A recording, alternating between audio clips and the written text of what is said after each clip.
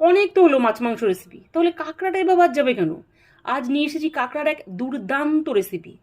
প্রথমে বাজার থেকে কাঁকড়া কিনে এনে কাঁকড়া কাটাকাটির কাজটা না বাজার থেকে সেরে আসলাম, কারণ কাঁকড়া কাটার কাজটা খুবই কঠিন, বাড়িতে কখনোই সম্ভব না। এই ফাঁকে শিলে আদা রসুন কাঁচা লঙ্কা নিয়ে আলাদা আলাদাভাবে বেটে নিলাম। হলো, তার সাথে সাথে একটা পেঁয়াজ আর একটা টমেটোকে বেশ ভালোভাবে কুচিয়ে নিলাম। এবার কড়াইতে তেল গরম করে জিরে ফোড়ন দিয়ে পরিমাণ মতো পেঁয়াজ কুচি দিয়ে একবার নেড়ে চেড়ে এবার কুচনো টমেটো দিয়ে খুব ভালোভাবে নেড়ে চেড়ে একে একে কাঁচা লঙ্কা বাটা, রসুন বাটা, আদা বাটা, জিরের গুঁড়ো, ধনের গুঁড়ো, লঙ্কার গুঁড়ো, হলুদ, নুন দিয়ে ভালোভাবে কষাতে থাকলাম। এইভাবে কষাতে কষাতে মশলা থেকে তেল ছেড়ে এলে একে একে কাঁকড়াগুলো দিয়ে প্রথম পর্যায়ে একদমই নাড়াচাড়া না দিয়ে খুব সাবধানে চাপা দিয়ে দিলাম। এতে কাঁকড়ার ঘিলুগুলো পুরো সেট হয়ে যাবে। কিছুক্ষণ পর ঢাকনা খুলে ভালোভাবে নেড়ে চেড়ে কিছুটা পরিমাণ জল দিয়ে দিলাম।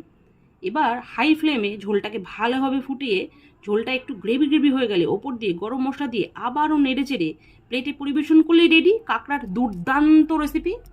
রেসিপিটা যেমন লোভনীয় আর খেতে দারুণ টেস্ট।